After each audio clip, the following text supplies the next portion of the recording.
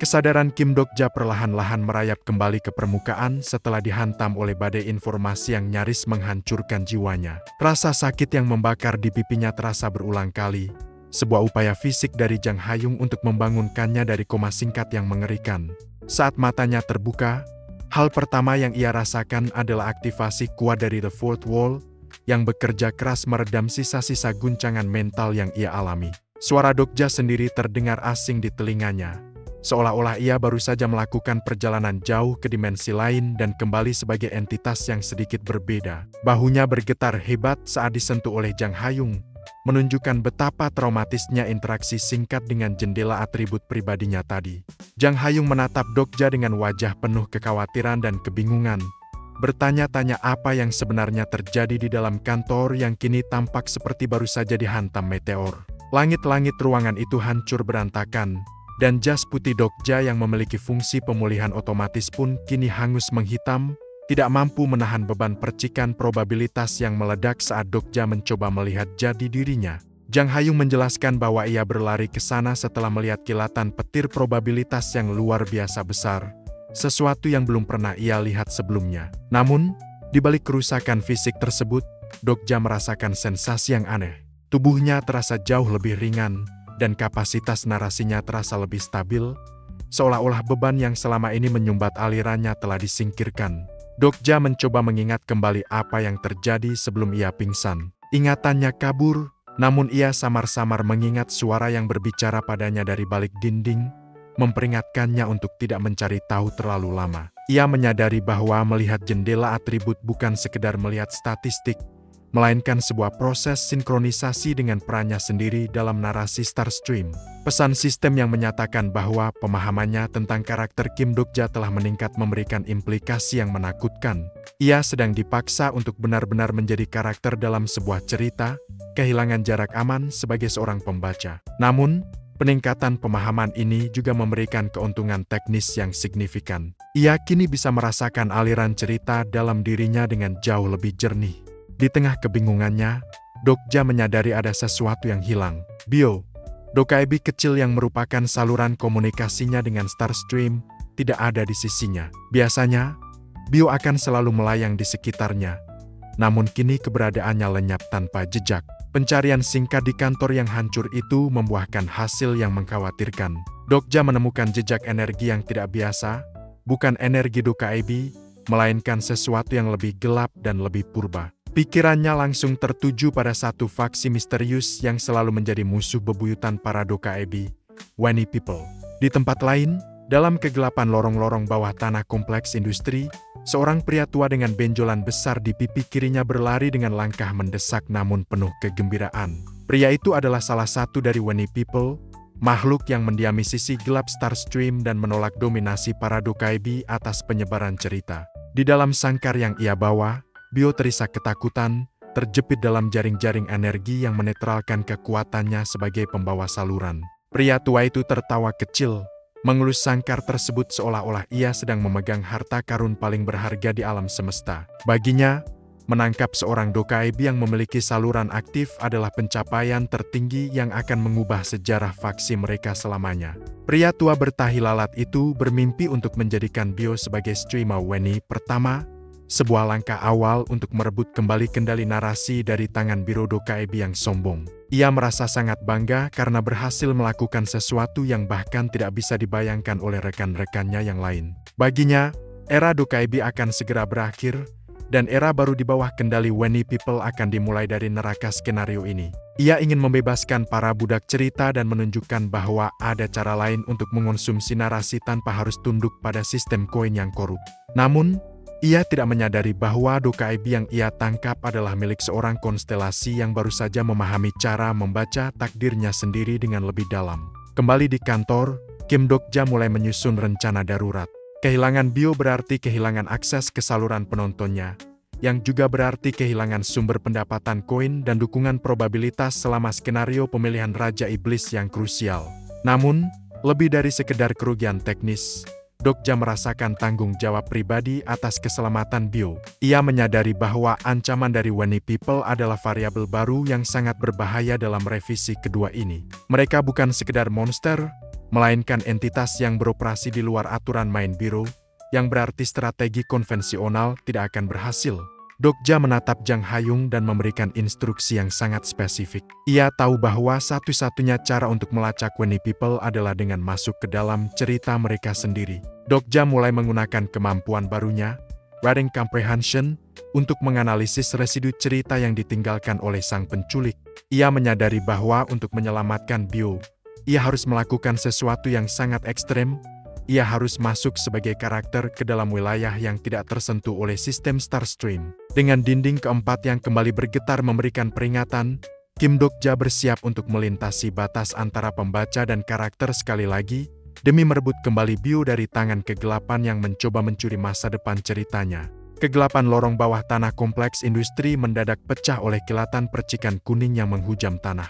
3 tombak cahaya yang terbentuk dari fragmen cerita besar mendarat tepat di depan langkah kaki pria tua dari faksi Weni People. Pria tua itu terhenti, wajahnya yang penuh kerutan dan benjolan di pipinya bergetar saat ia merasakan tekanan luar biasa dari otoritas sistem. Dari balik debu dan sisa-sisa percikan cahaya, muncul sesosok Dokkaebi kecil dengan pakaian rapi yang sangat dikenal, Biyung. Namun, kali ini Biyung tidak tampil sebagai pembawa acara yang penuh senyum sinis. Taringnya menyembul keluar, bersinar merah terang dalam kegelapan, menandakan amarah seorang Dokkaebi senior yang benar-benar telah melampaui batas kesabarannya. Biyung memberikan peringatan terakhir dengan suara yang berat dan menekan, memerintahkan pria tua itu untuk melepaskan Bio. Meskipun Bio bukan anggota resmi Biro Dokkaebi dan merupakan hasil anomali dari eksistensi Kim Dokja, bagi Biyung, ada ikatan yang tidak bisa dijelaskan oleh sistem.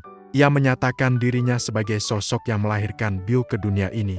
Dan sebagai orang tua angkat dalam struktur narasi, ia tidak akan membiarkan bayinya diculik oleh faksi yang mencoba merusak tatanan Starstream. Pria tua Weni itu justru tertawa terbahak-bahak, sebuah tawa kering yang mengejek klaim kemanusiaan dari seorang Dokkaebi.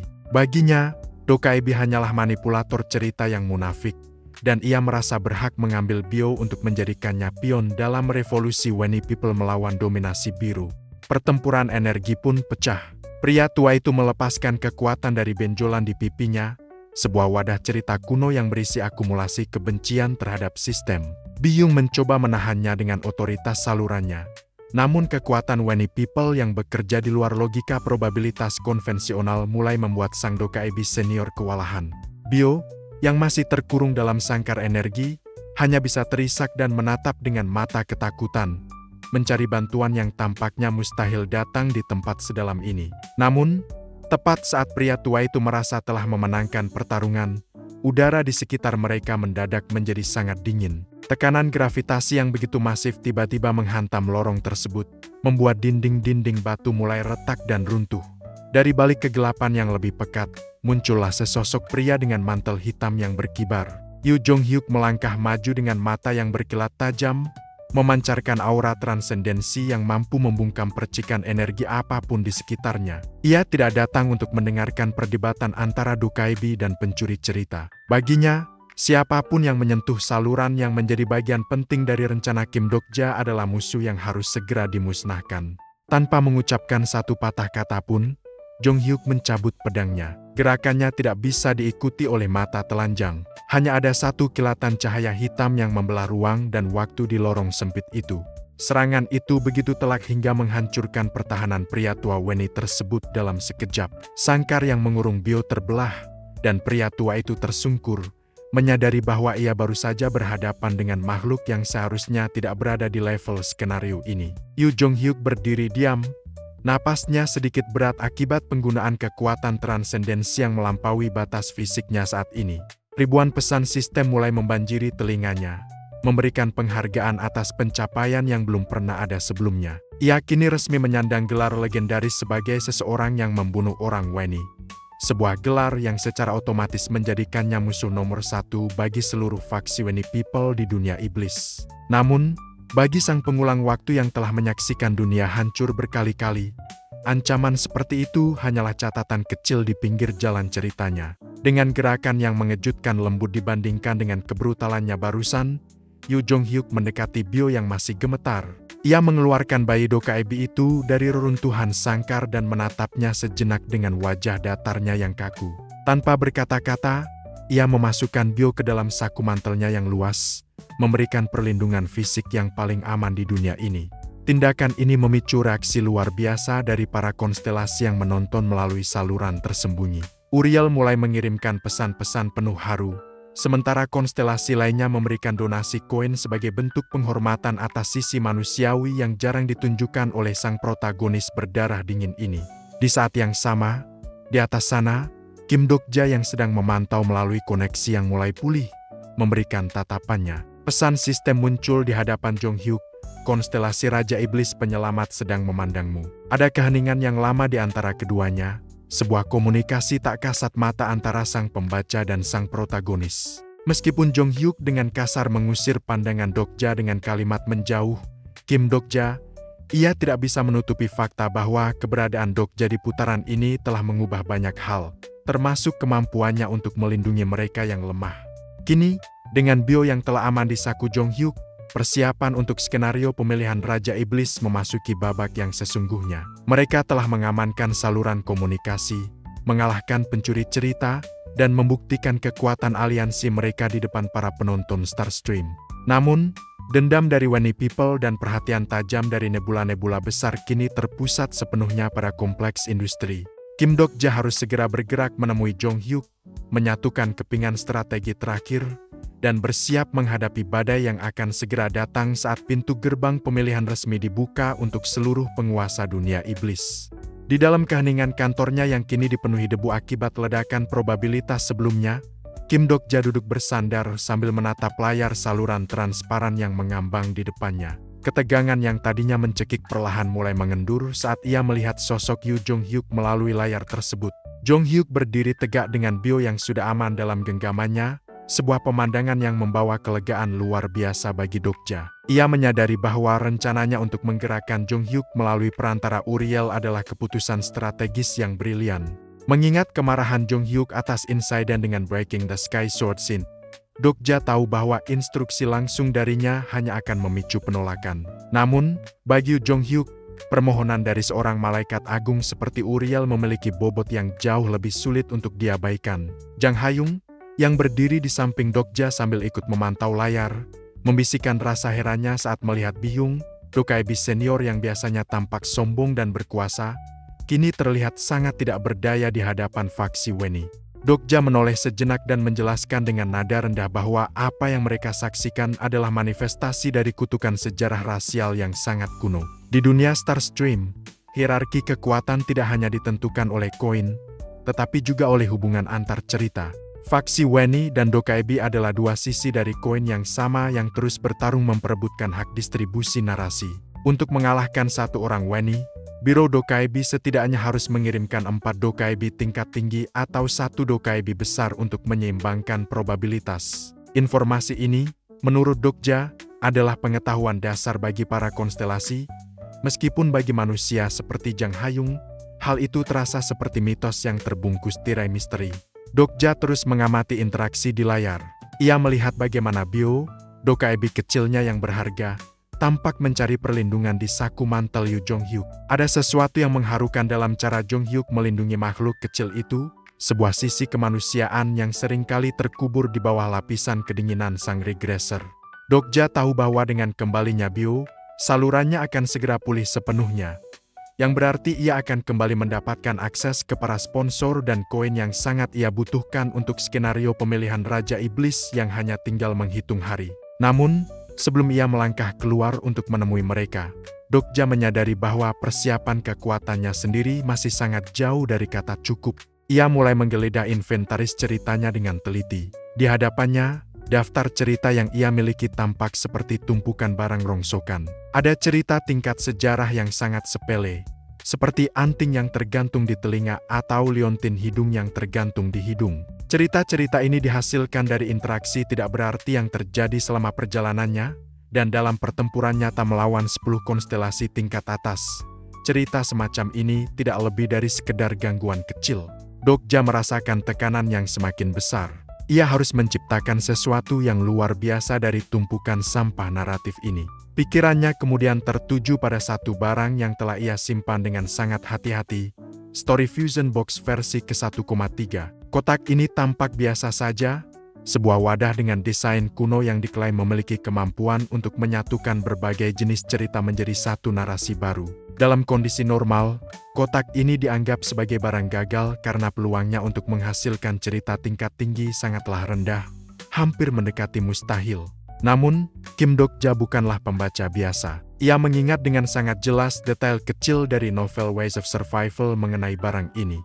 Versi 1,3 adalah edisi yang ditarik dari peredaran karena memiliki sebuah bug sistemik yang sangat spesifik. Ada kombinasi cerita tertentu yang jika dicampurkan bersama, akan memicu kesalahan logika dalam Starstream dan menghasilkan sebuah cerita legendaris yang permanen bagi orang pertama yang menemukannya. Anna Croft dalam garis waktu asli novel tersebut pernah mengungkapkan penyesalan yang mendalam karena melewatkan kesempatan emas untuk memanfaatkan bug ini sebelum Biro Dokaibi memperbaikinya. Dengan napas yang tertahan, Dokja mulai melakukan aksinya. Ia mengambil dua cerita sepele yang paling tidak berguna dalam inventarisnya dan menuangkannya ke dalam kotak fusi tersebut. Ia tidak peduli dengan peringatan sistem yang muncul berkali-kali tentang probabilitas kegagalan yang mencapai 99%.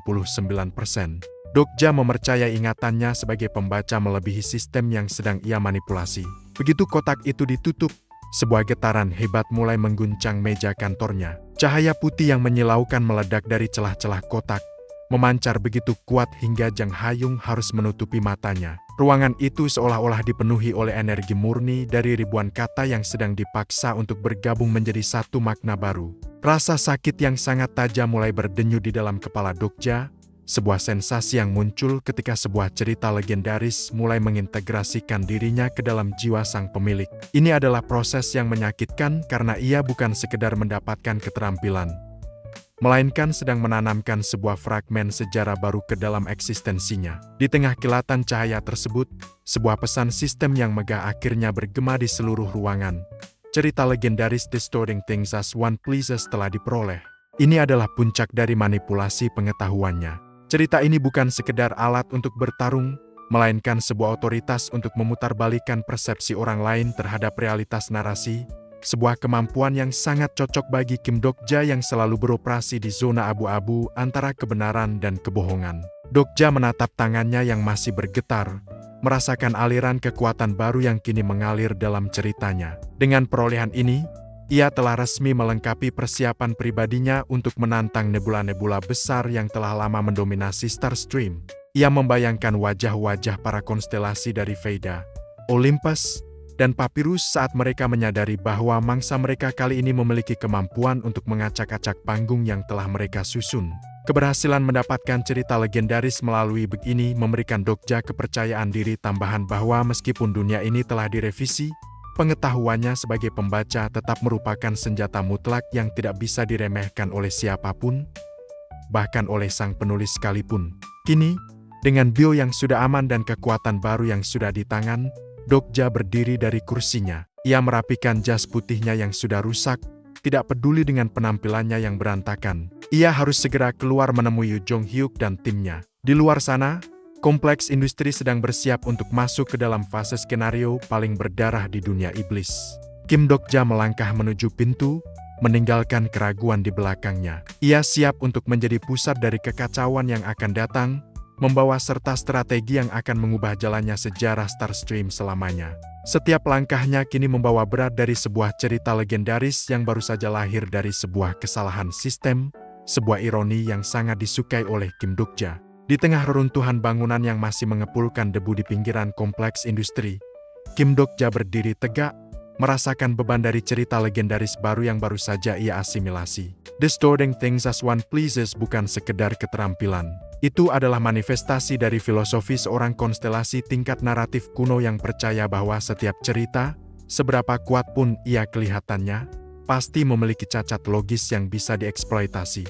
Dokja menyadari bahwa di dunia yang dibangun dari narasi, kebenaran adalah variabel yang bisa dimanipulasi oleh mereka yang memiliki pemahaman membaca yang cukup dalam. Saat ia melangkah keluar dari puing-puing, matanya menangkap siluet 3 konstelasi yang telah mengejarnya sejak ia meninggalkan kantor. Mereka bukan nebula besar, melainkan konstelasi kelas bawah yang lapar akan inti cerita milik Dokja yang baru saja naik kasta. Ketiga musuh di hadapannya adalah perwujudan dari kerakusan Starstream. Ada Nouveau Wedge Snake Boss yang berwujud ular raksasa dengan sisik yang berkilau tidak alami, Grain Eating Rat yang merupakan tikus lapangan raksasa dengan mata merah licik, dan Dark Threw himself into the flames, seekor anjing berapi yang oranya mengingatkan pada penjaga neraka namun dengan intensitas yang lebih rendah. Pembuat produksi massal pernah memperingatkan Dokja di Asosiasi Gourmet bahwa tidak semua konstelasi memiliki martabat atau sejarah yang mulia. Banyak dari mereka mencapai status bintang hanya karena keberuntungan, kontrak budak dengan nebula besar, atau dengan mengonsumsi fragmen cerita dari inkarnasi yang malang.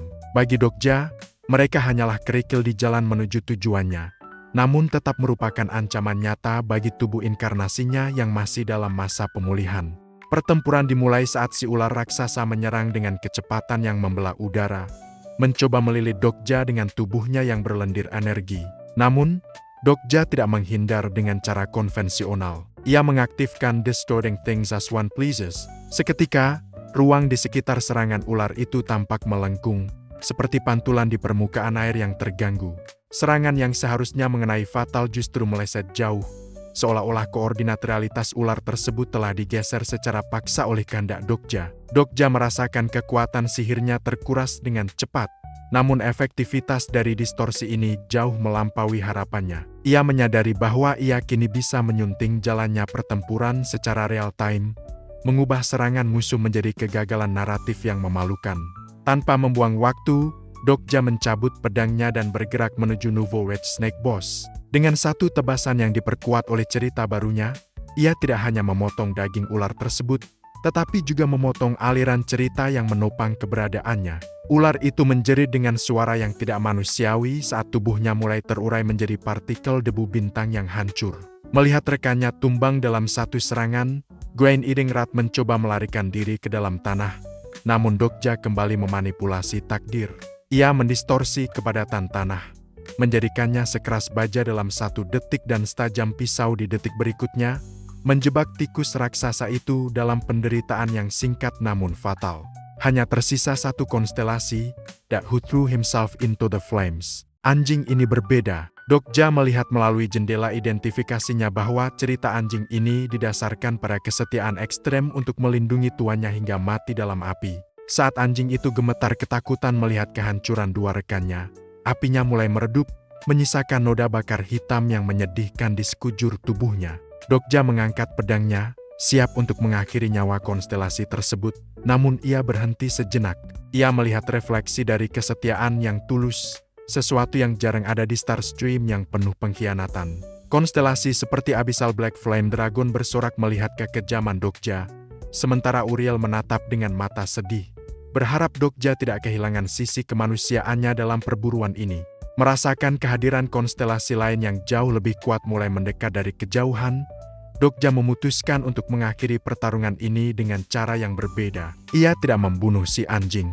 Sebaliknya, ia menggunakan otoritasnya sebagai Raja Iblis Penyelamat untuk memaksa anjing itu bersumpah setia padanya. Anjing berapi yang kini telah tenang itu menundukkan kepalanya, mengakui kekalahan dan otoritas baru Dokja. Dengan sisa tenaga sihir yang menipis, Dokja naik ke atas punggung anjing tersebut. "Ayo pergi ke kompleks industri Jonghyuk," perintahnya singkat. Anjing itu melesat maju, membawa Dokja melintasi gurun industri dengan kecepatan yang luar biasa, meninggalkan jejak api kecil di belakang mereka. Sepanjang perjalanan di atas punggung anjing tersebut, Dokja menatap ke arah langit malam yang kini tampak berbeda. Bintang-bintang tidak lagi statis. Mereka tampak bergerak, mengalir menuju satu titik pusat di dunia iblis ke-73. Beberapa bintang bersinar dengan niat membunuh, yang lain dengan rasa ingin tahu yang dingin. Skenario pemilihan Raja Iblis bukan lagi sebuah rencana di atas kertas. Itu telah menjadi badai yang mulai menggulung segala sesuatu di jalurnya. Dokja menyeka noda darah dari pipinya, merasakan detak jantungnya yang sinkron dengan getaran dunia iblis. Ia telah membuktikan kekuatan barunya, mengamankan kendaraan perang, dan kini ia siap untuk memasuki panggung utama di mana Yu Jonghyuk, Bio, dan nebula-nebula besar sedang menunggunya untuk memulai babak terakhir dari kegilaan ini. Pemandangan kompleks industri Yu Jonghyuk mulai terlihat di cakrawala, bercahaya di bawah sinar bintang-bintang yang haus akan darah. Dokja tahu bahwa apa yang baru saja ia lalui hanyalah pemanasan. Di depan sana, ia harus bertarung melawan dewa-dewa yang namanya tercatat dalam sejarah manusia, dan ia harus melakukannya sambil menjaga agar ceritanya sendiri tidak hancur berantakan. Dengan Distorting Things as One Pleases sebagai kartu as di tangannya, Kim Dokja tersenyum tipis. Sang pembaca telah sepenuhnya masuk ke dalam arena, dan kali ini, ia tidak akan membiarkan siapapun mendikte bagaimana akhir dari ceritanya akan ditulis.